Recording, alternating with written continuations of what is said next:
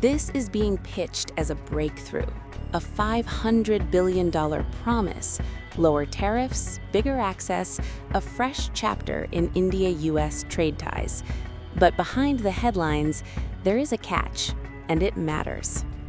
On Monday, US President Donald Trump announced a new trade deal with India. He said tariffs on Indian goods would fall. He said markets would open. He said India would buy more American products, a lot more. Trump claimed the deal takes effect immediately. Soon after, Prime Minister Narendra Modi confirmed part of that announcement.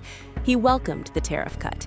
He said Made in India products will now face an 18% tariff in the United States, down from 25%. Modi called the conversation with Trump wonderful. He thanked him publicly. That is the part both sides agree on. But that is not the full story. Trump's version goes much further. He claims India will reduce all tariffs and non-tariff barriers on US goods to zero. He claims India will buy more than $500 billion worth of American energy, technology, agriculture, and coal. And most critically, Trump claims India will stop buying Russian oil altogether.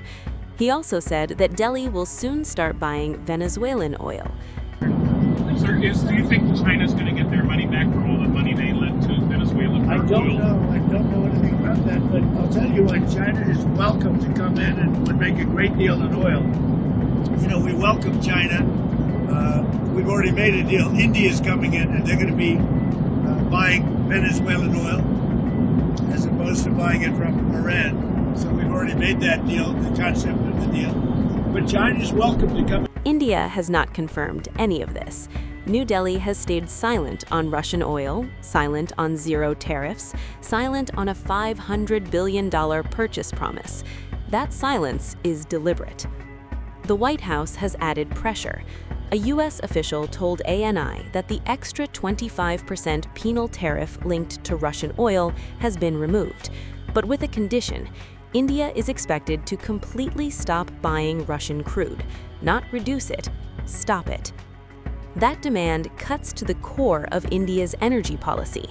Russia is India's largest crude supplier. Nearly 40% of India's oil imports come from Russia. These purchases kept fuel prices stable when global markets were on fire. India has said repeatedly that energy security comes first. Foreign Secretary Vikram Misri has been clear. India buys oil based on price and availability. Indian companies decide. The goal is stable supply for 1.4 billion people, not geopolitics.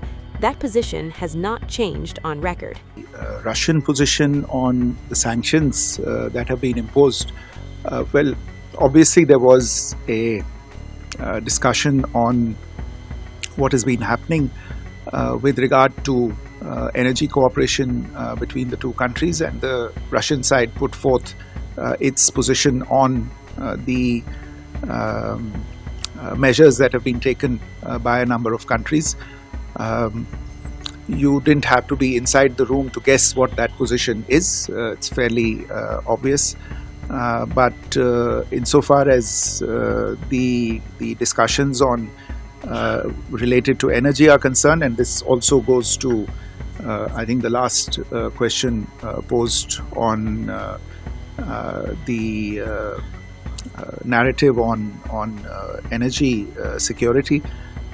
We have been fairly clear in terms of communicating that as a significant importer of energy, our priority is to ensure that 1.4 billion people in India have their energy needs secured. And our energy sourcing policies are guided entirely by this imperative. Ensuring stable energy prices and secure supplies are the twin goals of our sourcing policy. And part of this, therefore, goes into the area of diversifying energy supplies, and our partners, traditional as well as new, understand this and appreciate this. They also appreciate that Indian companies will take, and I point to the fact that this is something that covers both private companies as well as public companies, because in both cases these are publicly listed companies. They have fiduciary responsibilities, and therefore these companies make decisions on the basis of evolving market dynamics, on the basis of the commercial issues that they confront while sourcing their supplies. Within the four corners of this approach, we are continuing our cooperation between the two countries. There is also a contradiction. Russia's President Vladimir Putin said just months ago that long-term oil and gas contracts with India are in place. Moscow does not sound like a supplier being abandoned. It's a mutually beneficial project. Let me stress, most importantly, when we conceived and proposed this forum, it was initially intended to show what multifaceted opportunities our cooperation can offer, and to make it clear the Russian delegation did not only come in order to discuss energy issues and sign contracts for the supplies of oil and gas. What we want is development of our multifaceted relations with India on various fields. His Excellency Prime Minister stressed on many occasions in our private talks that India has vast and growing opportunities in many fields, but up until now they haven't been used to the extent both parties want to see it. That is exactly the reason why we convened this forum.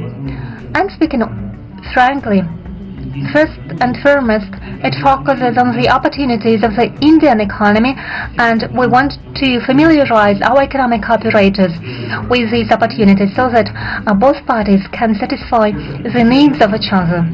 It is essential, since those are solid and multifaceted ties between Russian and Indian businesses that are one of the main pillars of special and privileged strategic partnership of our countries. Indeed, Russia and India are long-time trade partners. Trade volumes are growing at a sustainable pace, and over the past 3 years we saw a record increase of up to 80%. As a result, last year the Russian-Indian trade volume reached $64 billion. At the same time, it's obvious that there are vast opportunities for further increase of bilateral trade and investment. Russia and India have big consumer markets and an impressive economic, technological and resource potential. Once again, I would like to stress that under the leadership of His Excellency Modi, India is conducting an absolutely independent and sovereign policy, and at the same time achieves very good results in the economic field. Moscow does not sound like a supplier being abandoned. So what is really happening? Tariffs have been cut, that is confirmed. Trade talks are moving, that is real, but the oil question remains unresolved. This deal could reshape India-US trade, or it could test India's strategic autonomy in a trade war era. For India, the message is clear. Economic gains cannot come at the cost of sovereign choices, especially on energy. The fine print will decide whether this is a win or a warning.